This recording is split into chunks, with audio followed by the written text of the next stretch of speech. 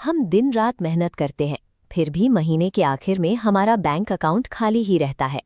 अगर सिर्फ पसीना बहाने से कोई अमीर बनता तो दुनिया के सारे मजदूर आज महलों में रह रहे होते। आज से 6000 साल पहले बेबीलोन शहर में बंजीर नाम का एक रथ बनाने वाला और उसका दोस्त कोबी बिल्कुल हमारी तरह थे। वो दिन रात खटते थे, लेकिन उनका परिवार गरीबी में जी रहा था। वो दुनिया के सबसे समृद्ध शहर में रहते थे, जहां अमीर लोग शानदार सुनहरे रथों में घूमते थे, वहीं आम मजदूर जिंदा रहने के लिए अपनी पीठ चरम पर पानी की भारी मशकें ढोते थे। इस मिट्टी के टैबलेट को देखिए। ये इस बात का ऐतिहासिक प्रमाण है कि पैसे की तंगी कोई आधुनिक समस्या नहीं है। बेबीलोन के लोगों ने हजारों साल पहले दौलत के इन नियमों को मिट्टी पर दर्ज कर दिया था। ये सोचना कि सिर्फ शारीरिक मेहनत ही दौलत का रास्ता है, एक पुरानी गलतफहमी है। अमीर बनने के लिए मेहनत के साथ साथ आर्थिक नियमों के ढांचे को समझना जरूरी है। थक हारकर बंजीर और कोबी अपने बचपन के दोस्त अरकाद के पास गए, जो बेबीलोन का सबसे अमीर आदमी था।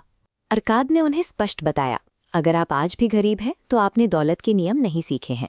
पहला नियम, खुद को भुगतान करें। थैली में जाने वाले 10 सिक्कों में से सिर्फ 9 बाहर निकालें। आप दर्जी को पैसे देते हैं, लेकिन ये 10वां सिक्का आपकी अपनी मेहनत का हिस्सा है, जिसे आप भविष्य की पूंजी बनाने के लिए सुरक्षित रखते हैं। वॉल स्ट्रीट की इन ऊंची इमारतों को देखिए।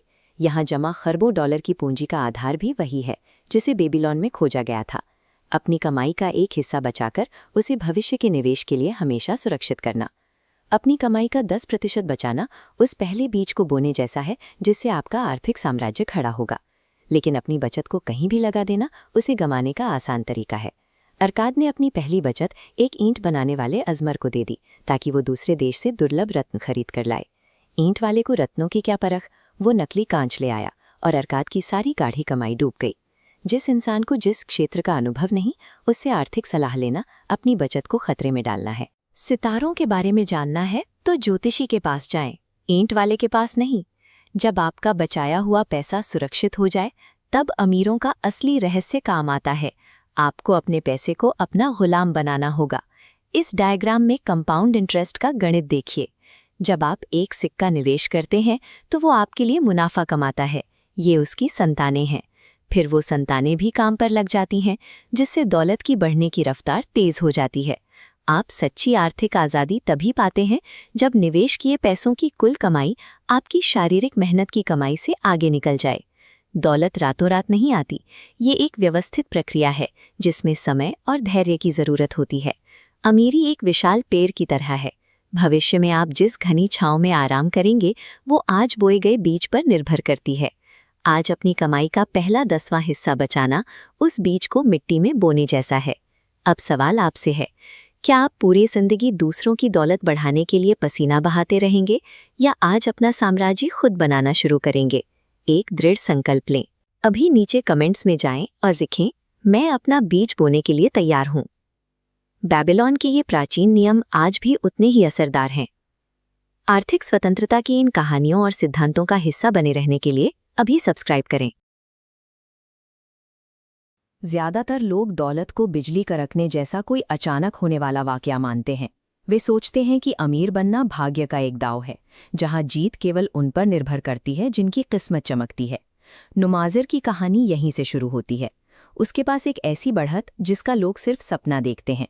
उसके पिता द्वारा दी गई सोने के सिक्कों से भरी एक भारी थैली। लेकिन उस सोने के साथ कोई तजुर्बा नहीं आया था। नुमाजिर ने अपना सारा धन घोड़दौड़ के मैदानों और अचूक योजनाओं में लगा दिया, जो रातों रात अमीर बनाने का वादा करते थे। उसने बाजार की उन ताकतों पर भरोसा किया जिन्हें वो समझता तक नहीं था। बिना अनुशासन के पैसा किसी को मालिक नहीं, बल्कि एक आसान शिकार बनाता है। कुछ ही महीनों में वो थैली खाली हो गई और नुमाजिर के सामने केवल हार की कड़वी सच्चाई बची थी। वो अब इस बहरम रेगिस्तान में अकेला था, जहां रेत की तपिश और भूख ही उसके साथ ही थे। उसके पास ना तो सर छुपाने की जगह थी और ना ही अगले वक्त की रोटी का कोई इंतजाम। उसे सबसे ज्यादा दर्द अपनी भूख से नहीं, बल्कि अपनी बेवकूफ़ी से हो रहा था। उसे एहसास हुआ कि उसने वो सब कुछ गंवा दिया जो उसके पिता ने सालों की मेहनत से कमाया था, और इसके पीछे केवल उसकी अपनी जल्दबाजी और लालच था। जब आप खुद को उन नियमों से ऊपर समझने लगते हैं जो धन को नियंत्रित करते हैं, तो पतन निश्चित है। नुमाजिर के लिए ये सिर्फ एक आर्थिक नुकसान नहीं था, ये उसकी पहचान का एक बड़ा संकट था। अपनी बेबसी के बीच नुमाजिर को उस दूसरी चीज़ की याद आई जिसे उसने थैली के तल में छोड़ दिया था। एक ऐसा उपहार जिसे उसे तब बेकार समझा था जब उसके पास सोने की खनक थी। उसने वो मिट्टी की पुरानी तख्ती बाहर निकाली। जिस वक्त उसे सोने की जरूरत थी, पिता ने उसे ये शब्द दिए थे।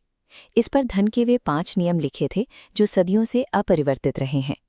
ये वे सिद्धांत हैं जो बताते हैं कि पैसा किसके पास आता है और किसके पास ठहरता है।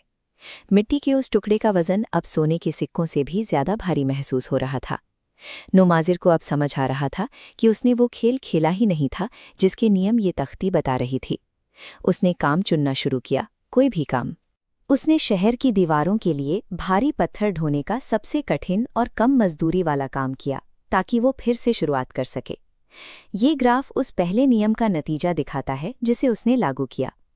अपनी हर मजदूरी में से, चाहे वो कितनी ही कम क्यों ना हो, उसने ठीक 10वां हिस्सा अलग रखा। वो भूखा रहा, लेकिन उसने उस बचत को हाथ नहीं लगाया। उसने अपनी इस छोटी सी पूंजी को सुरक्षित रखा। उसने इसे फिर कभी घोड़ों की रेस या अनजान वादों में नहीं झोंका। इसके बजाय उसने उन कारीगरों और व्यापारियों के साथ हाथ मिलाया जो धातु और व्यापार के नियमों को बखूबी समझते थे। उसने सीखा कि दौलत रातों रात नहीं बनती। ये अनुशासन, बचत और सही सलाह का एक ऐसा मेल है जो वक्त के साथ धीरे धीरे लेकिन मजबूती से बढ़ता है। उसकी प्रगति के बीच एक पुराना दुश्मन फिर से खड़ा हुआ, टाल-मटोल। वो आदत जो कहती है कि अगली बार ज्यादा अच्छा मौका मिलेगा या कल से शुरुआत करेंगे। जब शहर की दीवार के लिए धातु सप्लाई करने का एक ठोस मौका आया तो नोमाजिर ने झिझक को तुरंत कुचल दिया। उसने सीखा कि जब सारे तथ्य सही हों तो निर्णायक कदम उठाना ही एकमात्र रास्ता है। लोग अक्सर इंतजार करते हैं कि भाग्य की देवी उन पर मेहरबान होगी, लेकिन नोमाजिर के अनुभवों ने साबित किया कि वो देवी उन लोगों के पास नहीं आती जो बैठे रहते हैं। जिसे हम सौभाग्य कहते हैं, वो असल में एक तैयार दिमाग और सही वक्त पर की गई ठोस कार्रवाई का संगम है। 10 साल गुजर गए। जब नोमाजिर बाबिलोन के इन विशाल द्वारों के भीतर वापस आया तो उसकी चाल में एक अनुभवी पुरुष का आत्मविश्वास था। वो अब एक ऐसा व्यक्ति था जिसने शून्य से अपना रास्ता खुद बनाया था। वो अपने पिता के कक्ष में खड़ा हुआ, बिना किसी शोर के उसने अपने सेवकों को संकेत दिया। जैसे ही उन्होंने थैलियां खोल दी, सोने के सिक्कों का वो ढेर उस मूलधन से कहीं ज्यादा हो गया जो उसे 10 साल पहले दिया गया था। हर सिक्का उसकी मेहनत और नियमों के प्रति उसकी वफादारी का गवाह था। नोमाजिर ने अपने पिता से कहा, सोना तो आता जाता रहता है, लेकिन जो नियम इस तख्ती पर लिखे हैं वे कभी नहीं बदलते। उसने साबित कर दिया था कि एक अनुशासित मन ही धन का असली आधार है। अपने भविष्य पर नियंत्रण पाना कोई रहस्यमयी कला नहीं है। ये महज अपने चरित्र को धन के इन 5 नियमों के सांचे में ढालने की प्रक्रिया है। तो अब सवाल ये है, क्या आप अभी भी किसी चमत्कार के होने का इंतजार करेंगे या आप आज ही अपने टाल-मटोल को खत्म करके इन नियमों को अपनी जिंदगी में उतारेंगे? इन नियमों को गहराई से समझने के लिए हमारे साथ जुड़ें। चैनल को सब्सक्राइब करें और नीचे कमेंट में बताएं कि आप आज से अपनी बचत का कौन सा हिस्सा सुरक्षित करने जा रहे हैं। सीरिया का एक सुलगता हुआ रेगिस्तान, चिलचिलाती धूप और रेत पर घिसटते हुए एक इंसान के लहूलुहान पैर। मौत इसके बहुत करीब है। इस बंजर जमीन तक उसे उसके अपने कर्ज ने पहुंचाया है। एक ऐसा अदृश्य राक्षस जिसने उसे मौत के साये में खड़ा कर दिया है। ये दबेजिर है। आज भले ही इसकी हालत एक भिखारी जैसी हो, लेकिन एक समय था जब ये बेबीलोन का एक सम्मानित और सपनों से भरा नौजवान हुआ करता था। एक गलत आर्थिक आदत किसी भी सफल जीवन को उजाड़ सकती है। दबेजिर के साथ भी यही हुआ। वो धीरे धीरे अपने जीवन के गहरे अंधेरे में गिरता चला गया। उसकी बर्बादी की शुरुआत अपनी वास्तविक कमाई से कहीं ज्यादा खर्च करने से हुई। समाज में झूठी शान दिखाने और महंगे शौक पूरे करने वो लगातार उधार लेता रहा। जल्दी ही ये उधार एक ऐसे बोझ में बदल गया जिसे चुकाना उसके लिए असंभव था। कर्जदाताओं के तानों और गंभीर धमकियों के लगातार डर से वो रातों रात अपना शहर बेबीलोन छोड़कर भाग निकला। आज के दौर में भी लाखों लोग इसी रास्ते पर हैं। क्रेडिट कार्ड और आसान किश्तों के लालच में अपनी आय से अधिक खर्च करना खुद को कर्ज के रेगिस्तान में धकेलने जैसा है। अनियंत्रित इच्छाएं इंसान को उन अदृश्य जंजीरों में जकड़ लेती हैं जहां से बाहर निकलना लगभग नामुमकिन हो जाता है। बेबीलोन से भागने के बाद दबेजिर की आज़ादी खत्म हो गई। अब वो सीरिया में ऊँटों की देखभाल करने वाला एक बिका हुआ गुलाम है। उसकी मालकिन सीरा उसे तिरस्कार और दया की नज़रों से देखा करती थी। वो जानती थी कि ये इंसान परिस्थितियों का मारा हुआ है। एक दिन सीरा ने उससे एक ऐसा सवाल पूछा जिसने दबेजिर के स्वाभिमान को झकझोर दिया।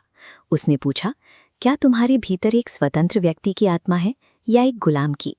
स्वतंत्र नागरिक और गुलाम के बीच का असली फासला उनकी प्रतिक्रियाओं में छिपा होता है। एक गुलाम हमेशा लाचारी का बहाना बनाकर परिस्थितियों के सामने घुटने टेक देता है। असली गुलामी तब शुरू होती है जब कोई व्यक्ति अपनी समस्याओं से लड़ने के बजाय उनके सामने हार मान लेता है और खुद को बेचारा समझने लगता है। वो सवाल दबेज़िर के कानों में गूंजता रहा। उसने तय किया कि वो अब और नहीं सहेगा। वो ऊंट लेकर उसी खौफनाक रेगिस्तान में आज़ादी की तलाश में भाग निकला। बिना पानी और भोजन के रेगिस्तान ने उसकी शारीरिक शक्ति को खत्म कर दिया। प्यास से गला सूख चुका था और वो एक बार फिर मौत के करीब था। लेकिन इस बार उसकी सोच बदल चुकी थी। उसने ठान लिया कि वो एक भगौड़े गुलाम की तरह नहीं मरेगा। उसने अपने कर्जों को अपना असली दुश्मन माना और उन्हें हराने का प्रण लिया। उस तपती रेत पर दबेज़िर ने अपने भीतर की उस स्वतंत्र आत्मा को पहचान लिया, जिसने उसे फिर से खड़ा होने का हौसला दिया। जब संकल्प दृढ़ होता है तो सबसे कठिन परिस्थितियां भी रास्ता देने पर मजबूर हो जाती हैं। सालों बाद बेबीलोन के बाजारों में दबेज़िर का नाम सम्मान से लिया जाता है।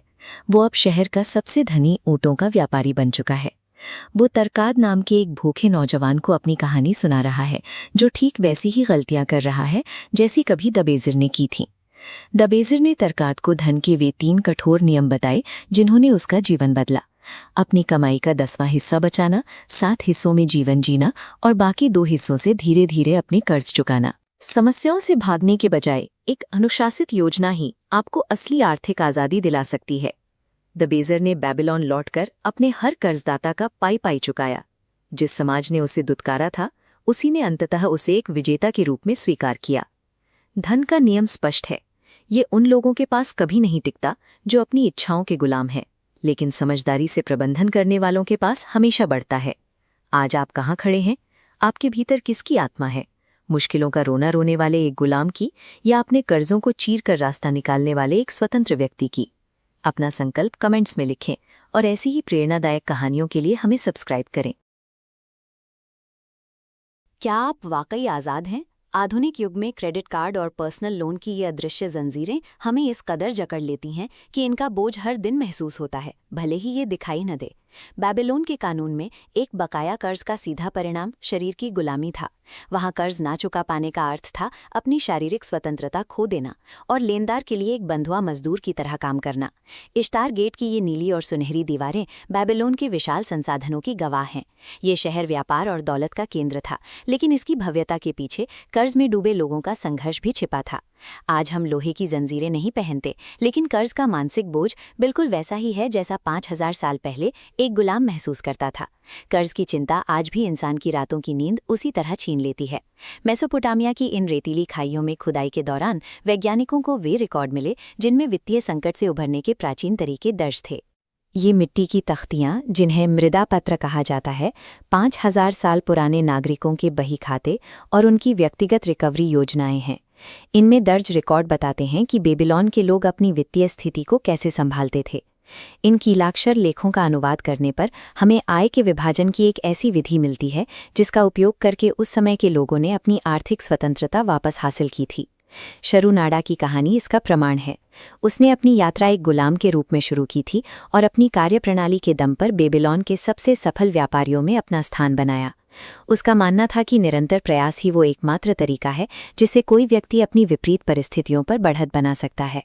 उसके लिए मेहनत लाचारी से बाहर निकलने का सबसे भरोसेमंद साधन थी। लेकिन केवल पसीना बहाना पर्याप्त नहीं है। शारीरिक श्रम को जब तक संसाधनों के एक व्यवस्थित बंटवारे के साथ नहीं जोड़ा जाता, तब तक कर्ज का चक्र स्थायी रूप से नहीं टूटता। दाबासीर के मृदापत्र में आय के विभाजन की एक स्पष्ट 3 चरणीय विधि बताई गई है। ये प्रणाली भविष्य की बचत और अतीत के कर्ज दोनों को एक साथ हल करती है। पहला नियम कहता है कि अपनी कमाई के हर 10 सिक्कों में से एक सिक्का हमेशा अपने लिए रखें। ये हिस्सा आपके भविष्य की पूंजी है, जिसे कोई भी लेनदार आपसे नहीं छीन सकता। 7 सिक्कों को घर और जीवन की आवश्यक ज़रूरतों के लिए निर्धारित किया गया है। ये एक ऐसी सीमा है जिसे किसी भी स्थिति में पार नहीं करना है, ताकि खर्चों पर नियंत्रण बना रहे। बाकी बचे 2 सिक्कों का उपयोग व्यवस्थित रूप से पुराने लेनदारों को भुगतान करने के लिए किया जाता है। ये प्रक्रिया धीरे धीरे आपके ऊपर लदे हुए दायित्वों को कम करती जाती है। कुछ ही महीनों के निरंतर अभ्यास के बाद कर्ज की रेखा शून्य की ओर बढ़ती है, जबकि आपकी व्यक्तिगत बचत का ग्राफ तेजी से ऊपर की ओर मुड़ने लगता है। ये प्रणाली एक ही समय में अतीत की गलतियों को सुधारती है और आने वाले कल के लिए एक ठोस आर्थिक आधार तैयार करती है। जब पूरी आमदनी में भी गुजारा मुश्किल लगता हो, तो 70% की सीमा पर टिके रहना एक कठिन चुनौती हो सकती है। बेबीलोन का ये रिकॉर्ड हमें उन इच्छाओं की पहचान करने के लिए मजबूर करता है जिन्हें हमने गलती से ज़रूरत मान लिया है। ये अनिवार्य खर्चों और विलासिता के बीच एक स्पष्ट रेखा खींचता है। ये कड़ा बजट उस स्वतंत्रता को वापस पाने का सीधा रास्ता है जिसे हमने कर्ज लेते समय गिरवी रख दिया था। ये अनुशासन ही हमारी स्वायत्तता की कीमत है। जैसे जैसे कर्ज कम होता है, लेनदार का डर खत्म हो जाता है और व्यक्ति के भीतर एक नया आत्मविश्वास जन्म लेता है। आप समाज में फिर से सिर उठाकर चलने लगते हैं। बचत के इन सिक्कों की उपस्थिति एक व्यक्ति के अपने भविष्य के प्रति दृष्टिकोण को बदल देती है। ये स्थिरता आपको दूसरों की शर्तों पर जीने के बजाय अपने फैसले खुद लेने की शक्ति देती है। आर्थिक स्वायत्तता से मिलने वाली शांति किसी भी विलासिता की वस्तु से कहीं अधिक मूल्यवान है। यही वो स्थिति जिसे बेबीलोन के व्यापारी असली सफलता मानते थे। बेबीलोन शहर अब मिट्टी में मिल चुका है, लेकिन इसके आर्थिक नियम आज भी उतने ही सटीक हैं। हजारों साल पुराना ये अनुभव आज के डिजिटल युग के कर्ज से निपटने में भी सक्षम है। अपनी स्वायत्तता की ओर पहला कदम बढ़ाने के लिए इस महीने अपनी आय का पहला 10% हिस्सा अलग रखने का संकल्प लें। यदि आप इस यात्रा को शुरू करने के लिए तैयार हैं, तो नीचे कमेंट्स में अपना संकल्प लिखें और वित्तीय स्थिरता के इस मार्ग पर बने रहने के लिए सब्सक्राइब करें।